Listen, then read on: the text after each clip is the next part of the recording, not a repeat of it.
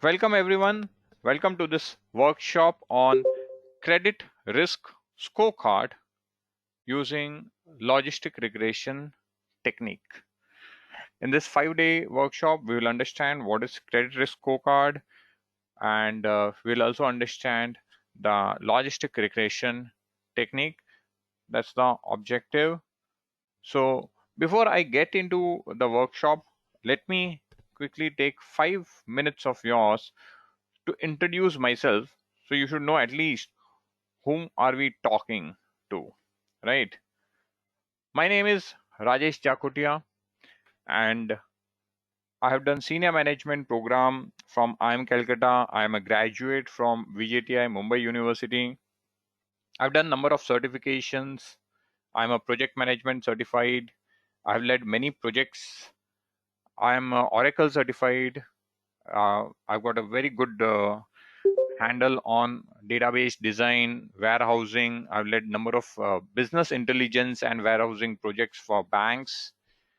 I've been doing these training for last 3-4 years. Overall, I have got 20 years of experience. I started my career way back in 2000 as a software engineer at Aptech, and I moved to Fractal Analytics in 2001. That's where my analytics journey started. For last 5 years, I have been doing these training, and I've been adjunct faculty at some of the institutes like Great Lakes, Aegis Business School, and some of the MBA institutes. I'm currently also teaching data analytics. So in last 5 years, probably I have taught more than 3,000 plus people, delivered more than 850 hours of teaching with an average rating what people give me. Based on that, it's 4.5 plus. So that's my background, various companies which I have worked. Fractal, that's where my analytics journey started. And then I moved to Adventity, which got taken over by Sutherland, then Hansas Equity, and then Positive Integers. After Positive Integers, uh, I started off my own K2 Analytics, where I primarily do lots of training. I also take up consulting projects uh, with companies. So with that background, let's now move on to the workshop topic. So the agenda is why and what is credit risk scorecard. In today's session, we'll understand what is a credit risk scorecard, why we need a credit risk scorecard. The business problem statement is what we are going to understand. Then we'll understand the concept of logistic regression. That would be end of today's session. So in today's session, we have to understand what is the business problem statement, what is a credit risk scorecard, why it is required, and in the subsequent sessions, we'll go about using the technique logistic regression.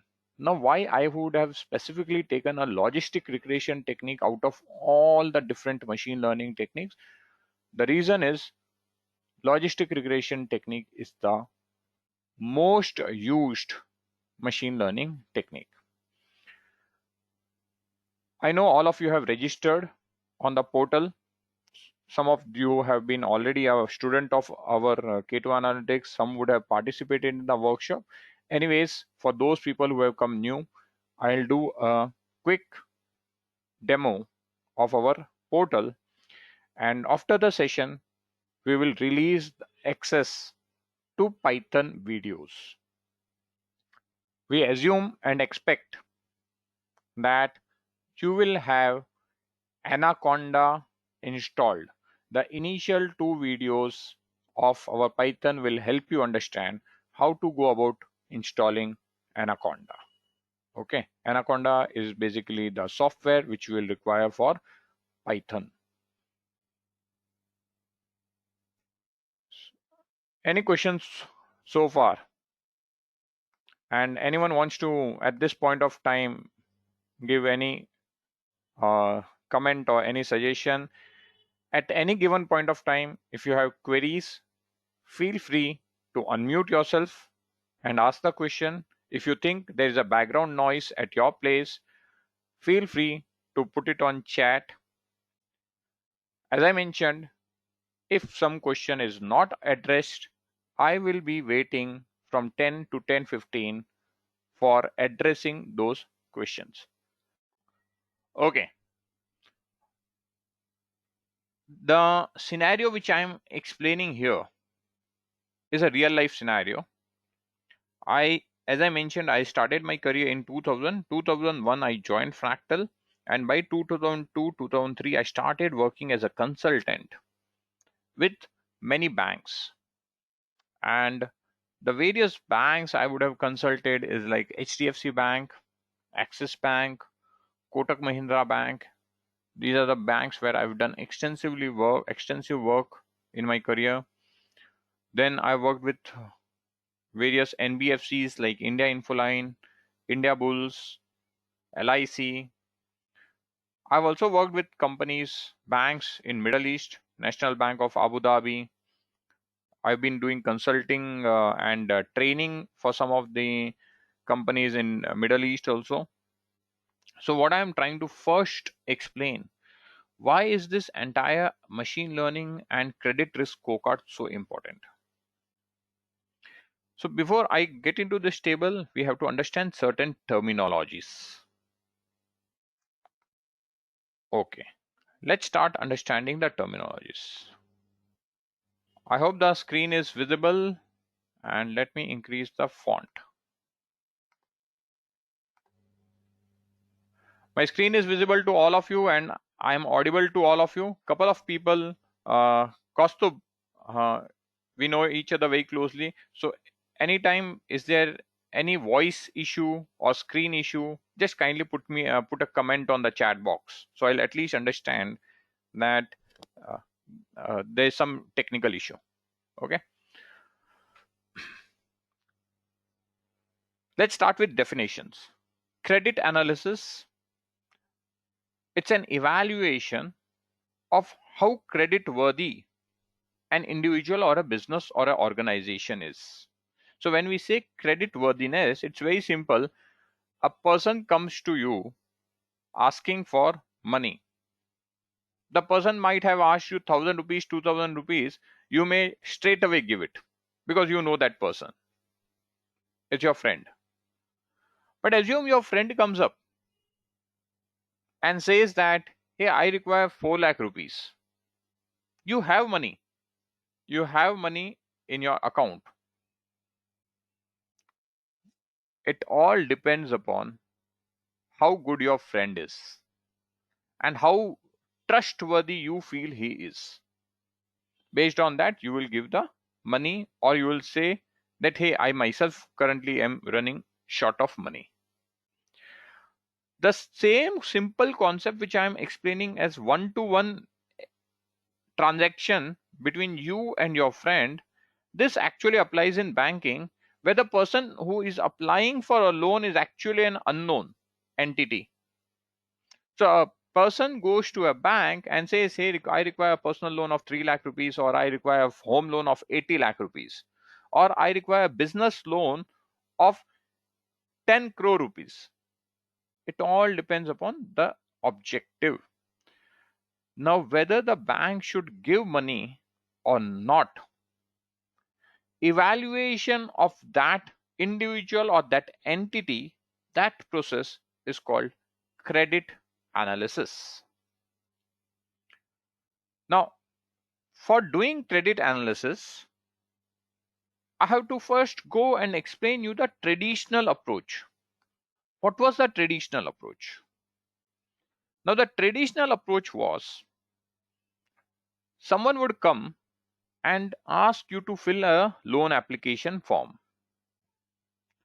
After having filled a loan application form, the person will say, sir, I require the following documents.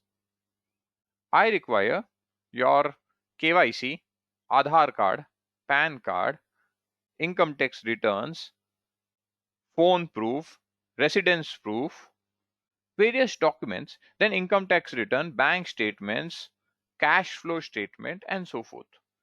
If there is a business, you require many other things, P&L and other things. But if it's an individual, then income tax return and bank statement.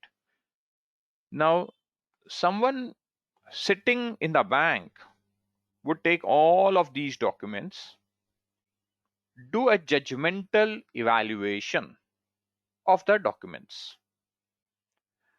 The bank statement, which may be running in many pages, will do a manual evaluation. Definitely, there is lots of personal checks which will happen. So will be a reference check, telephone calls, field verifications.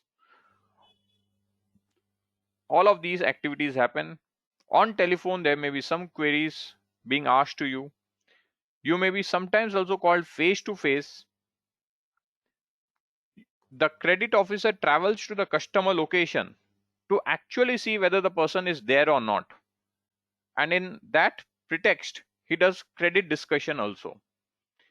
Long back, there was no credit bureau. Today, there are credit bureaus. Long back, there were no scorecards.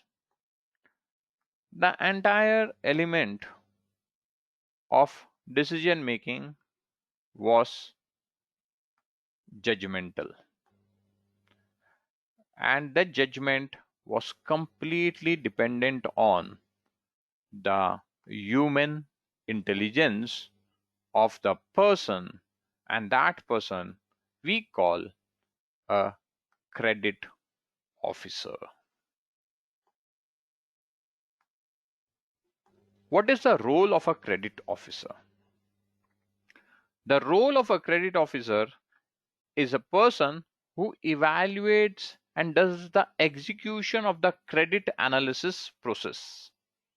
Now, in some organization, if you join as a credit officer, the role is not restricted to only credit evaluation.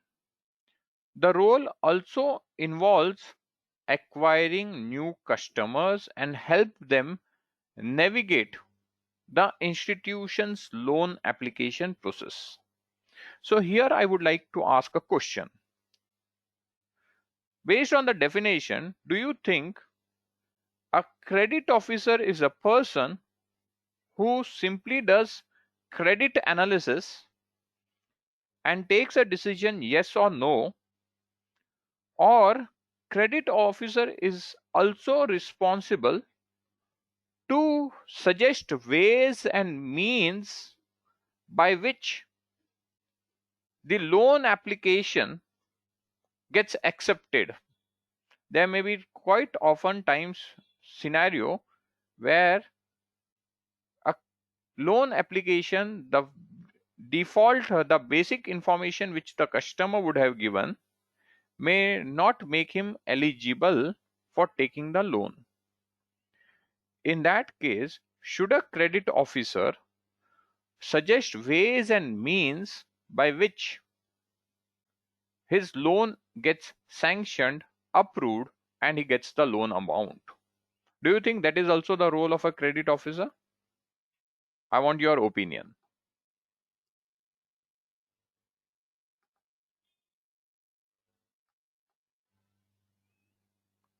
All of you.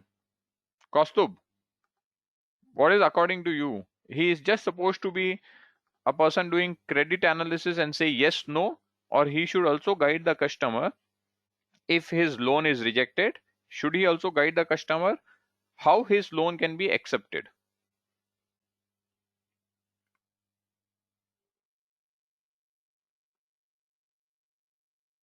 Yes.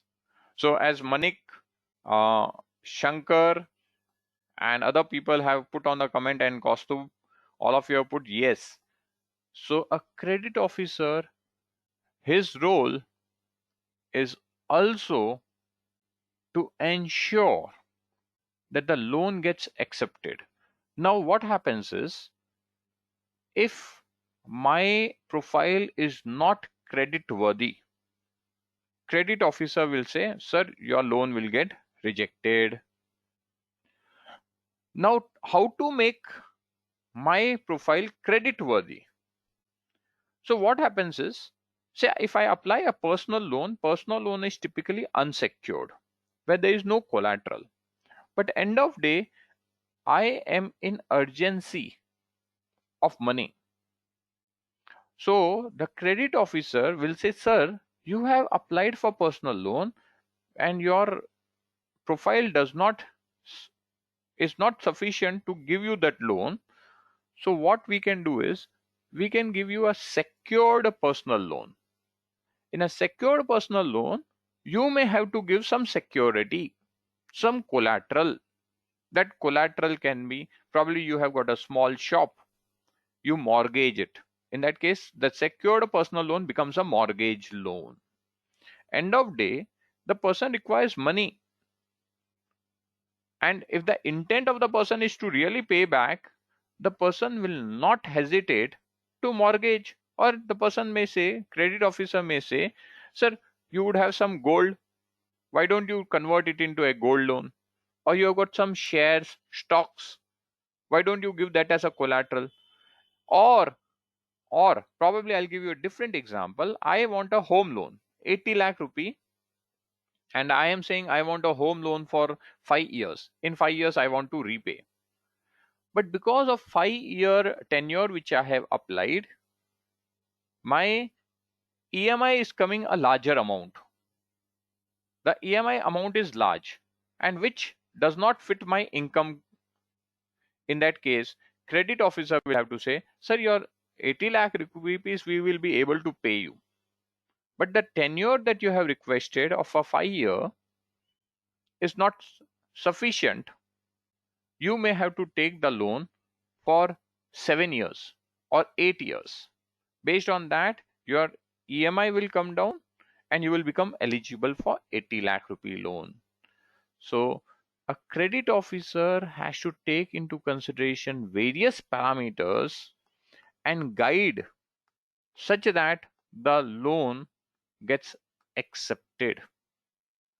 The objective is not to just reject loans. The objective is to ensure loans gets accepted.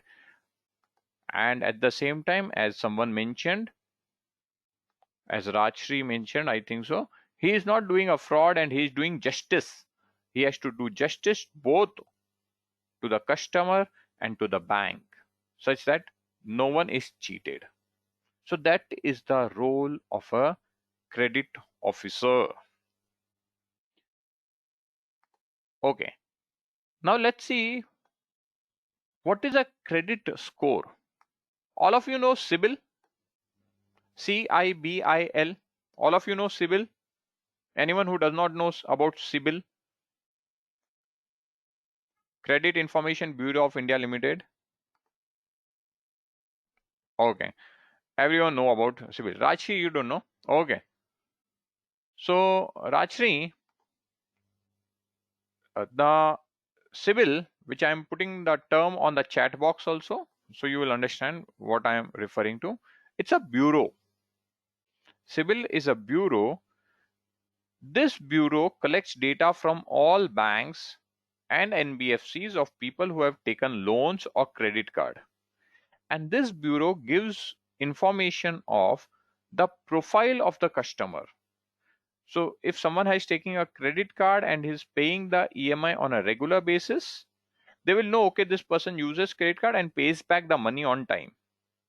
So if any customer applies for a loan to a bank, for example, if I go to a say HDFC Bank for loan, HDFC Bank will take my Aadhaar number or PAN card number and send it to CIBIL saying that, hey, this person has come and applying for loan. Now tell me whether I should give loan or not. They will give us something called a credit score. The credit score will be between 300 to 850 or 300 to 900. If the credit score is more than 740, the profile is considered to be very good. That is objective 1. Now the second objective of this bureau is, say I go to a bank, HDFC Bank, I go to Axis Bank, I go to Kotak Bank, I go to 3 or 4 banks. And with all the banks, I apply for personal loan at the same time. Now, all the banks I have applied personal loan for the same time, at the same time, my information, is there any existing loan, will not reflect in my bank statement. So no bank will come to know that I have already have a loan or I have applied to 10 different banks. So the bureau is also used to check whether this person has applied with multiple banks. So if I applied with multiple banks, say the moment I apply, I get information, give my details to 4 banks. In absence of bureau, all 4 banks will process my data parallelly, and probably in a gap of 2, 3, 4 days, they will sanction and approve. This way I can do a fraud, right? But now because we have got a bureau, I apply for loan, the other bank immediately comes to know that this customer has also applied for loan from the second bank or third bank or fourth bank. If I get disbursal from one of the bank, immediately CIBIL will be given this information that we have sanctioned, we have approved, we have disbursed. This information will be transmitted to other banks saying that, hey, this person applied with you also, but he has already taken a loan disbursal from some other bank. So this is where CIBIL or a bureau comes into play. Rachi, I hope you understood this. Okay. Uh, Anyone who has got any queries on these 3 terms: credit analysis, credit risk scorecard, and credit score? And anyone in the group who comes from a banking background? Anyone who has got a banking background, banking experience?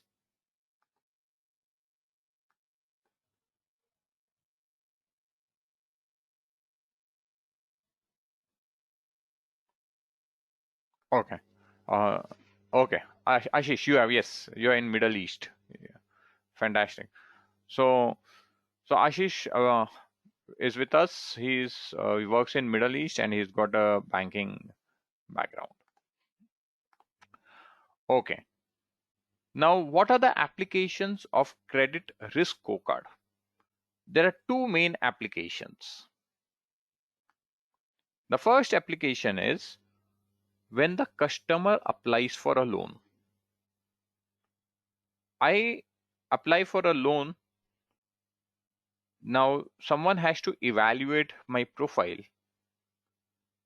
Earlier, traditionally, it was manual. Today, it is not manual. It happens through scorecard, and that's what we are supposed to learn as part of the session. So today, the evaluation of loan application happens through scorecards. If the scorecard number is on the higher side, as I mentioned, the scorecards typically give you a number something like this: 300 to 850 or 300 to 900. If the number is above 700 or 740, the profile is good. So that is at the time of loan application. The other application of scorecard is once the loan has been given. After the loan has been given, on an ongoing basis, you still have to keep analyzing your loan portfolio to see whether there is any stress in your loan.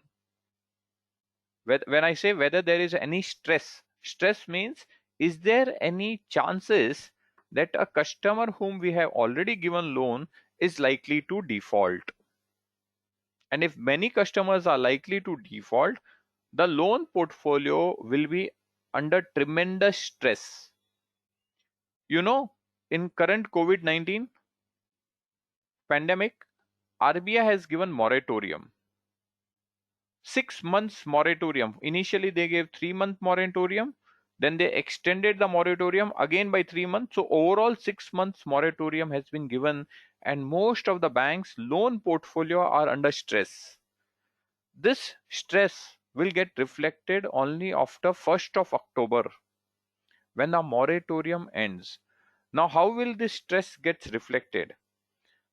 Many people during this COVID lockdown pandemic, they have lost jobs, and those who lost job will not have money to pay. So after 1st October, for last 6 months, government said, okay, you need not pay the EMI, but interest will keep charging. From 1st October, you have to start paying. But if I have lost my job, I don't have money. In that case, what will happen? You are going to default. And if I default, the bank's portfolio will show me as a defaulting customer. So on an ongoing basis, they will have to keep assessing even existing borrowers. So the credit risk scorecards are applied at two stages. One, when the customer applies for a loan. Second, when the customer has already taken loan at that point of time. Here I have explained how the scorecard concept can be used beyond banking. Does Amazon give you cash on delivery option to every customer? Do you think Amazon gives cash on delivery option to every customer?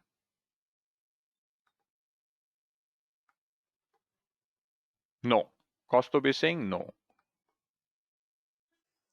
Why Kostub? Why Amazon is not giving cash on delivery option to everyone?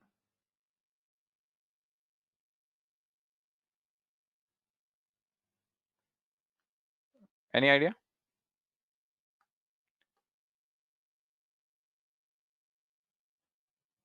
Rajshri, yes, they give cash on delivery or based on previous purchases, based on customer loyalty. Very right, Rajshri.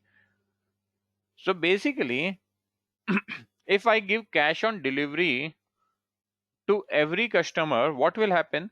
Customers will say, okay, anyways, I have to give order. He will bring the product. By that time, if I feel I don't want, I'll say I don't want to take it. I'll not give the money. In this entire process, the shipping of the product, the cost involved has to be borne by the seller and by Amazon. So what Amazon does, Amazon sees your history, how many times you have transacted. In past, they would have given cash on delivery option to you. Did you take the product and did you pay the money? How many times you return the goods purchased? All of this are an indicator of how good a customer you are, or in a banking or the lending business terms, are you credit worthy? If you are credit worthy, Amazon will give you cash on delivery option. If you are not, Amazon does not give COD option. So the point what I'm trying to explain you is what we are going to learn in this 5-day workshop. The application of this 5-day workshop is not restricted to banks, NBFCs, and fintechs. The application of what we are going to learn can be easily applied to manufacturing, trading, services, e-commerce, retail, and other businesses where products and services are given to customer on credit or cash on delivery basis. Any question? See, the entire first day I typically spend time on explaining the business problem. The business problem is very essential. Unless you understand what is the business objective, you will not be able to understand the technique. So I am spending time to explain the business objective. So are you able to understand what is the problem statement that we are trying to understand, or what we are trying to handle?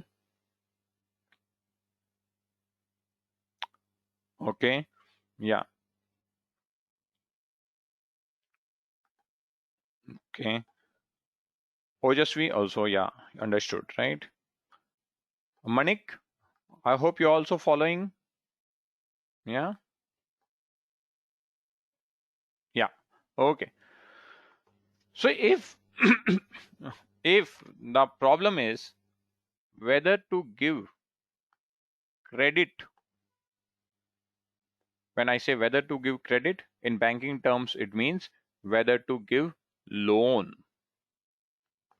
When we say I am giving you credit, it means I am giving you a loan. Whether to give credit or to a customer or not, the question boils down, the answer to the question, yes. The answer to this question boils down to a simple thing, yes or no. A customer applies for a loan, you are the credit officer, you are the credit officer, you have to say approved or rejected. Approved means yes, we are giving loan to you. Rejected means we decline to give loan to you. So the problem statement is yes or no. This is very essential to understand. The problem statement is yes or no. This is any loan applied, the decision has to be either yes or no. You cannot say maybe, because if you go to if you go back to a customer saying maybe we will give loan, he will wait for 2 days, again he will say, are you giving loan to me or not? You'll say maybe we will give. He'll come back after 2 days. Somewhere you have to say yes, we are giving loan, or no, we are not giving loan. Okay. Now in 2020, what is the scenario happened? Something which was paper based, it has gone all digital. You apply for a loan, you submit your bank statement online, PDFs. You submit your income tax returns online. So something which was left judgmental has got templatized. There is a templatized structure of doing assessment of income. Okay. It is no longer left up to the judgment of the credit officer. There are automated codes which will read your bank statement, derive information. So automated PDFs and OCR readers are there. OCR means optical character recognition. Sometimes what happens, people who apply for loan, they submit their bank statement as scanned images. Now again, scanned images, no one is going to manually sit and derive information from that scanned image. So there is something called OCR. Reference checks. Earlier it was field visits and personal networking. Today field visit is still there. Social media, Aadhaar, PAN card, Facebook, all of these, digital customer profile, all of these are checked. I applied, I'm sharing my personal experience. I applied for a home loan. The bank which I applied for home loan, I got a call saying, sir, we see there is a gap in your employment history. I'm talking this about 10 years back. Something 2010, 2011 is when I took a loan. The person called up and said, sir, we see there is a gap in your employment history. There is a November and December you did not seem to work. So I said, I have been on continuous employment. There has been no break in my career. So he said, see, this company you worked till November and then there is a something December. I said, Mister, my last day of the previous company was 30th November and my joining date for the next company was 1st December. So you will see the date says November and December only. Oh, okay. What I'm trying to say is the person checked my LinkedIn profile, and from LinkedIn profile he pinpointedly got that information. So reference check is not restricted to field visit. Your social media profile is equally important nowadays. Okay.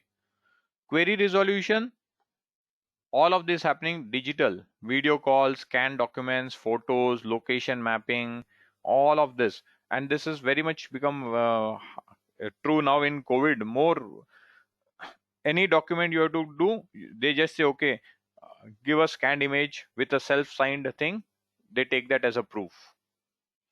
Discussions digital, on Skype, on WhatsApp. Credit bureaus, we had initially one bureau, CIBIL, but today we have got four bureaus. Okay, four bureaus means four companies for jobs in India. Four more companies where what you are learning you can apply for that in those companies for job. CIBIL, CRIF, Highmark, Equifax, Experience. Okay, all of them gives. See what happens. No, it's competition. It's competition. If you have only one bureau, it becomes monopoly.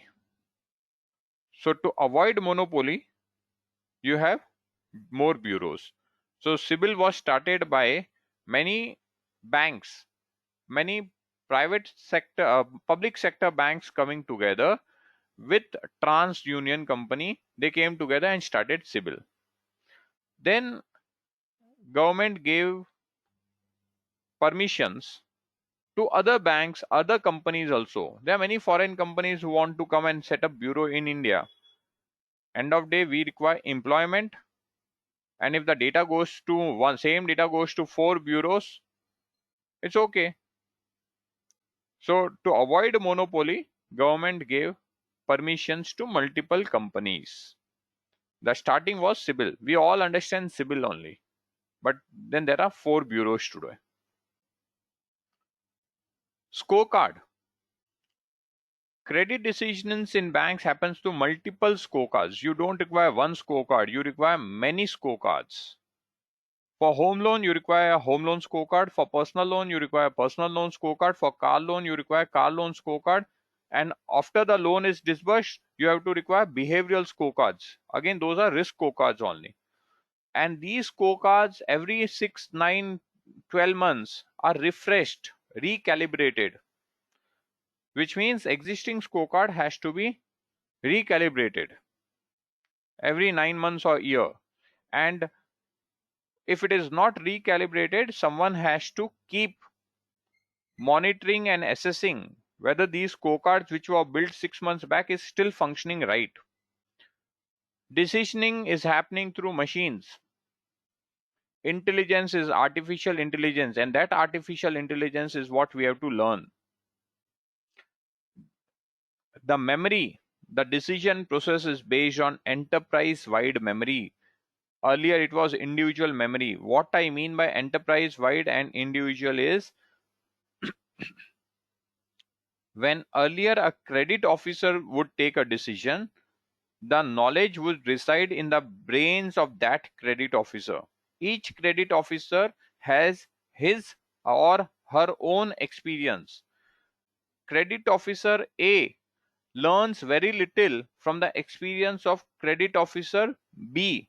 Credit officer B learns very little from credit officer A and C. However, the scorecards are built by taking into consideration data of all loans disbursed in the organization, irrespective of whether it was handled by credit officer A, B, or C, which means all data taken together you use and build the model. So it is called as enterprise wide knowledge which you are using. And the turnaround time, Earlier, a credit officer was handling only 20 to 30 files per day. Now, a credit officer handles 125 to 160 files per day. So, productivity has gone up 7 to 8 times. Okay, so this is a huge shift. There's a detailed explanation. All of this, what I've done, spoken, there's a detailed description. I assume you would have already read this blog. If not, I request you to read the blog. Okay. Will the role become obsolete? Answer is no. The role is not going to become obsolete in near future. At least in next 5 years, it is not becoming obsolete. But earlier, if one person was doing 30 files per day, and now someone is doing 150 file per day, the number of credit officer, which was earlier five people's job is done by one person. Role is not obsolete, but number of people required in that profile is reduced, right? So that's what the context setting part is. Now, why we get into a logistic regression, I'm going to touch upon that. But before I get into the technical logistic regression technique specifically, any questions at this point of time?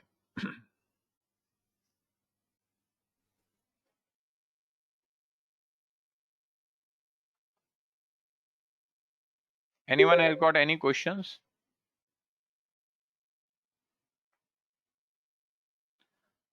Yeah, field visits nowadays does not happen for each and every case. Okay. For example, when there are very small ticket loans, like 20,000, 30,000. Okay. Those loans, you do not do field visit. For small ticket loans, you do not do. But those loans, the way those loans are disbursed, for example, the company will say, you have to install my app on your mobile. Now, why the company is asking you to install the app on the mobile is because you will pull all SMSs from his mobile and you will evaluate the profile based on the SMS data. So in that case, you don't do field visit.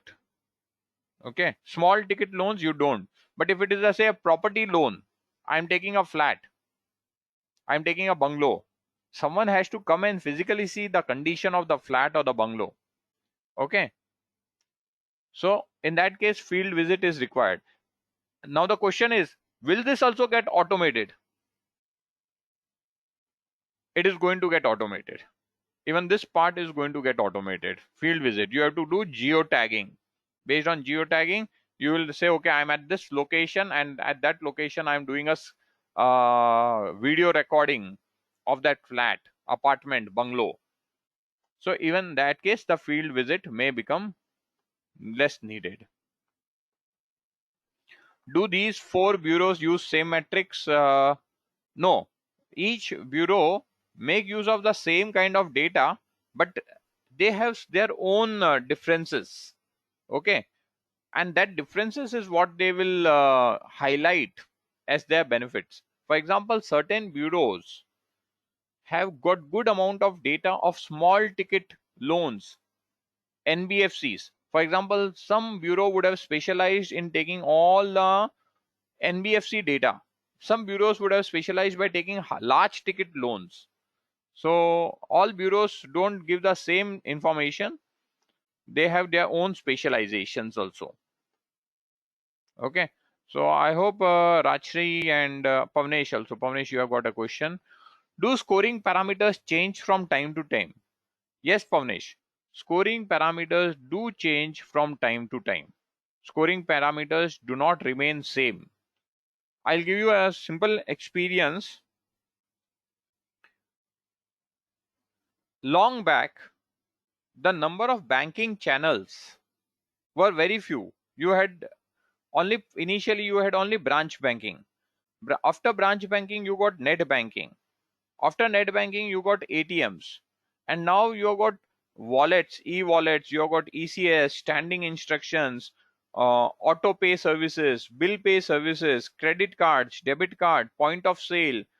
So, how much a person has been able to shift from traditional banking channel to the modern banking channel? What is his usage in the modern channels is also a reflection of the individual. Okay, now when you do a bank transaction, for example, earlier people used to own cars. Then with Ola, Uber, we started saying there is no need to have personal car. Any point of time I require car, I can book a Ola, Uber. Now for making those payment, you can use a cash, or you can use credit card transfers, net banking transfers. Again, it gives you an indication of the behavior. So because the behavioral pattern of the consumer is changing with digitalization, digital parameters have to keep coming, which is the governing body. The governing body for all of them in India will be the central bank, RBI. Okay, but they really do not govern them in complete sense, because end of day, uh, they have just providing a score, but the governance is data should not leak, because end of day you are getting all the consumer data. So from that standpoint, RBI governs them. Okay, so with that, I hope we have understood the concept. Now how to build a scorecard? Yes, yeah, cost of the scorecard technique remains same, but parameters for different products, different parameters will come in the scorecard. Okay, so context setting is done. I now need to move to,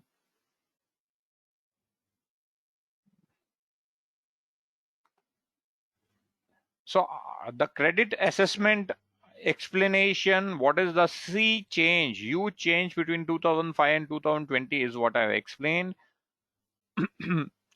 Now we have to get into this logistic regression. It seems confusing. Don't bother. I'm going to explain this in detail the next session. But today I'm going to just touch upon the concept at a very high level of why we are using a logistic regression technique for scorecard development. Before I explain logistic regression, how many of you know what is a linear equation? Linear equation. We all learned linear equation in our school days. What is a linear equation? How many of you know?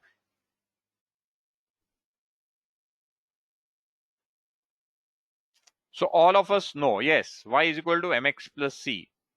All of us know what is linear equation, y is equal to mx plus c.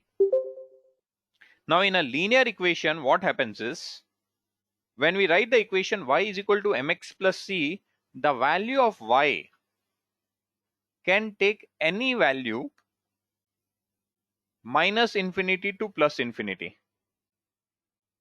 Do you agree?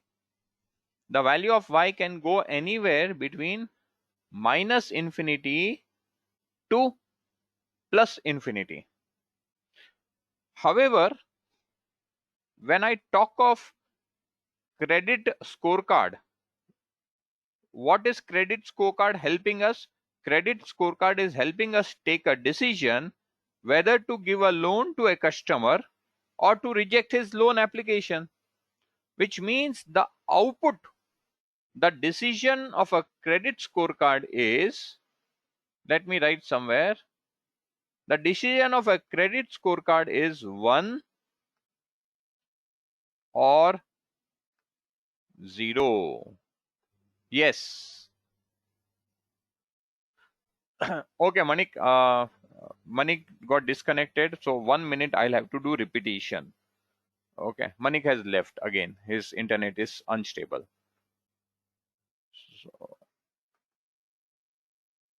So Manik, the question I was asking was, in a linear regression, the equation in linear regression is y is equal to mx plus c, which means the value of y, because of this equation format, can take any value from minus infinity to plus infinity.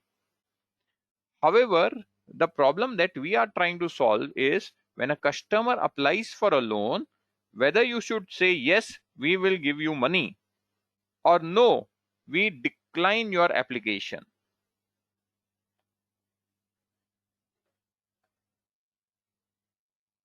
Yeah, Paroj, I will answer that. So the decision is yes or no. Now in that case, if we say yes is 1, no as 0, which means my output is restricted between 0 to 1. That is the range in which my output can be. But a linear regression, the range is minus infinity to plus infinity. Somehow I have to change that linear regression format so that the output gets restricted between 0 to 1. So if you see this part of my equation, z, instead of using the term y, I have used the term z. So when I say z is equal to alpha plus beta 1 x1 plus beta 2 x2, you will see this equation is a linear regression equation format. However, this z, which is actually our y, I would say this z be something like this: log of p divided by 1 minus p. And what is this p? This p is called probability. This p is probability. And what is the range of probability? Range of probability is between 0 to 1. Okay, so the range of probability is 0 to 1. So I am trying to solve a problem which can restrict the value between 0 and 1. So let me see, there are some couple of questions. I'll answer Paroj your query. Yeah, so Rajshri mentioned binary. Yes, so when the data has got outcome which is 0 or 1, outcome is binary. So this kind of output we call as binary output. Okay, so what we have is binary output. Now Paroj mentioned that, but from that it does not seems to be a classification problem. Sorry for the naive question. No, it's not naive. It's a very logical, Paroj. What you're asking is very sensible and meaningful question. Thanks for asking this for in interest of the broader audience. See, when I use a logistic regression, we'll see this, all this will come in the later, but now just go with the statement. When we use a logistic regression to take a decision whether to give a loan to a customer or not, logistic regression is not going to give me the output, yes, give the loan, or logistic regression is not going to give me the outcome, no, don't give the loan. What logistic regression is going to give you? Logistic regression is going to give you a number which is a probability. It will give you something 0.05. Assume I'm just throwing a hypothetical number, 0.05. What that 0.05 would mean is the probability of this customer defaulting is 5%. Or logistic regression will give you a number 0.002. What is this 0.002? The probability of this customer defaulting is 0.2%. So when a customer applies for a loan, the model actually gives you a probability. Now this probability, you can now take a decision saying if the probability of a customer defaulting is less than 0.01, we will give loan to that customer. If the probability of customer defaulting is more than 0.01, that is 1% chance, there is a more than 1% chance that the customer is going to default, we will reject the loan. I'm just hypothetically putting a cutoff. 0.01 is my cutoff. Any probability of default less than 0.01, we will give the loan. If it is above 0.01, we will not give the loan. So the moment I put the cutoff, the output of the logistic regression model will be a probability, and that probability using a cutoff I have converted into yes or no. The moment I have changed the probability to yes or no, it becomes a classification. Paros, I hope how the classification comes into play, you got it?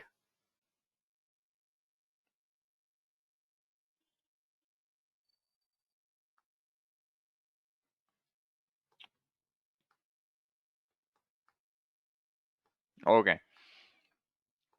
Yeah. So what is Z here in this equation? Z is just a symbolic representation for this alpha plus beta 1 x1 plus beta 2 x2. It's just a symbolic representation. Okay. So that's what the Z here is. Okay. We'll do this entire derivation tomorrow. Now, this entire logistic regression is anyways I'm going to explain tomorrow. Let me erase the inks here.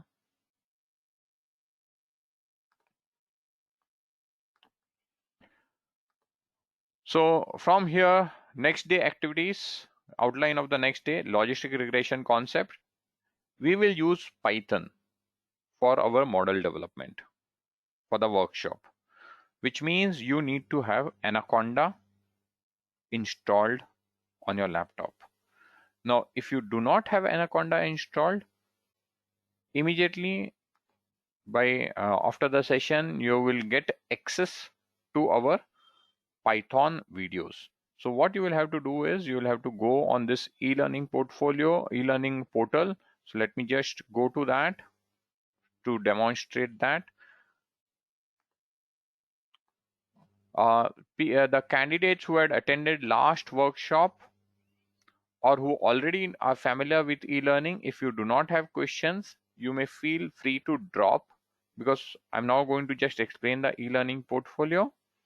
And if you have any questions, you stay stay back. I'll answer those queries. As I mentioned, I'll be here till 10:15. So once you log in, so here you will see something like resources, and once you get into those resources, you will see that you will have access to something self-paced. I've given access to myself a lot of things. I got more than 100 plus hours of video recording. So something called as self-paced online Python will come up, and in that Python you have to start seeing this installation. There is a one slider installation will be shown you. Then there will be Python videos. The initial two videos will be Python videos. So go ahead, install the Anaconda, and then there will be number of other videos. Okay, there will be a number of other videos like this. If you don't have Python background, then you can start seeing these videos. But I expect the first two videos of installation and how to launch Jupyter Notebook you should know for tomorrow's session. Okay. So that's on the portal. Immediately after this, we'll get the access on self-paced Python videos granted. So you can check early morning tomorrow and it will happen. Okay. Now coming back to the workshop slides. So this is what all the videos which will be available. Any questions?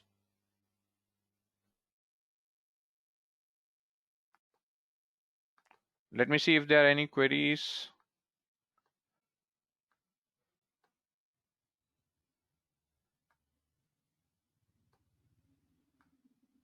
Would it be possible to get resource for R if already available? Rajshri, you will definitely get the resource for R, but on Saturday, on the last day of the session.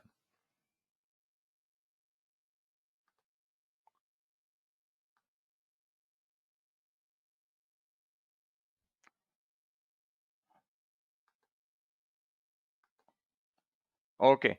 If there are no further questions, then can we call it end of today's session?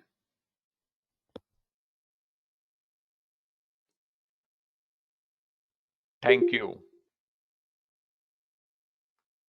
Thank you all. Bye bye.